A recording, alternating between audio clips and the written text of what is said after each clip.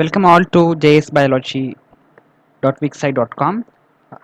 Here in this lecture, we will study analyzing the phylogenetic trees as which are the outcomes of our previous video. So in the previous video, we have seen how to generate phylogenetic trees. In this video, we will try to understand and analyze the phylogenetic trees. The basics of phylogenetic tree. I need to tell a few points about this. The basics. So here you can see this is the rooted tree, and I'll speak about the rooted trees and unrooted trees later. This is the rooted tree, and here these things, the one in black and this orange and this blue color, these are known as nodes. So these are nodes or points sometimes. Okay, these are called as branch points, whereas these things, all these are known as branches, and these things are taxa or the species or genes of our interest. So right from this previous thing, this is the ancestor here. To the left we have ancestors, and to the right we have the present day species or the newer species, the that is evolved species. So always in this kind of diagrams, that is from left to right,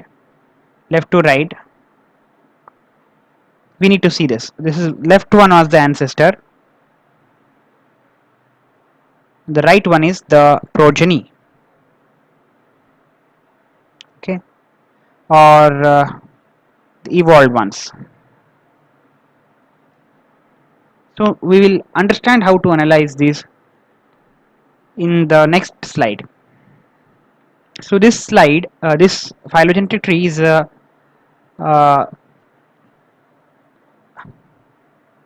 okay. So this slide, this phylogenetic tree is obtained from this research article, that is GCMA's FTIR Raman and Raman analysis of antioxidant components of red pigments from Temphilium lycopersicea. Okay, here what we have to understand. So how to understand this is our question here, right?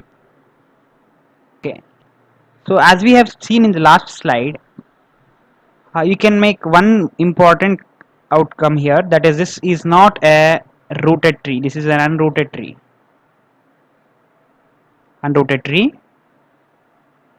because there is no root over here anywhere. Okay, so this is an unrooted tree, the first thing, and these are nodes. These are primary nodes, these are secondary nodes, these are tertiary nodes, these are quaternary nodes, like this. The nodes can be primary, secondary, tertiary, and so on. So uh, we here have different number of organisms, the different number of bacteria, actually different number of microorganisms we have here, and these are the numbers obtained from bootstrap. Okay, I will change the ink to the color of the font. So can you see here, this is 100, 63, 84, 83, all these things, 78, 100, all these things are obtained from bootstrapping method, bootstrap method. This is a statistical tool that is used to construct phylogenetic trees. This is studied in our last video. I will give you the link in the description. You can just have a look over that, how we construct phylogenetic tree. So what is the outcome of this number, the scale? This specifies the genetic distance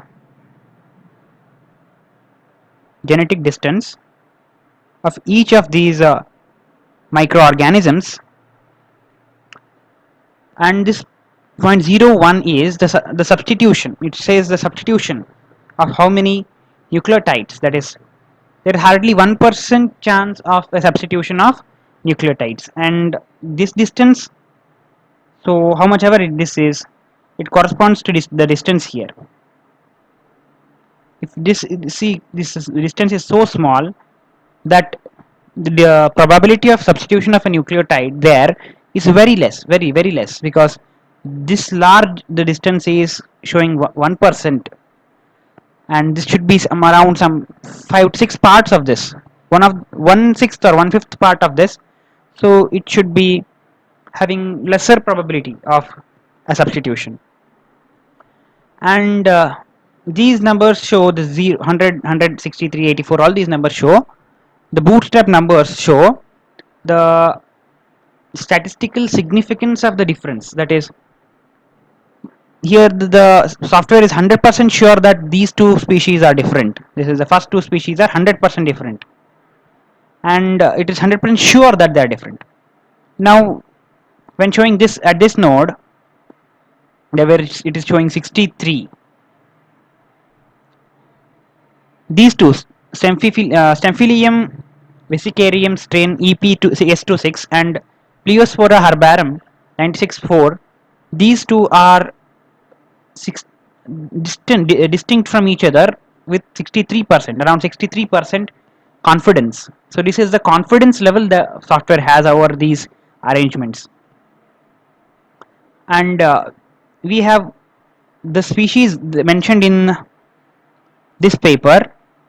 So this is the species mentioned in this paper. Okay, this paper. So this is BG01. So this has 83% confidence in the previous node, but here it is having 99% confidence. So 99% confidence that it is Stemphylium lycopersicii MAFF 425273. This is the previously reported one, and this is the isolate is being reported in this paper.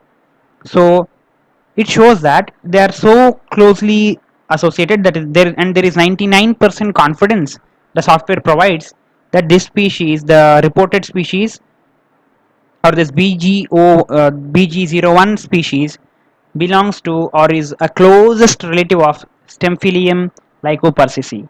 So this is how we need to analyze the outcomes of phylogenetic tree. And if we have a blast results, okay, here, if we have blast results, we can analyze it furthermore very well. So in this video I'll stop it here over here, and in the further videos we'll study furthermore aspects of phylogenetic tree, phylogenetic analysis, and phylogenetics. Thank you.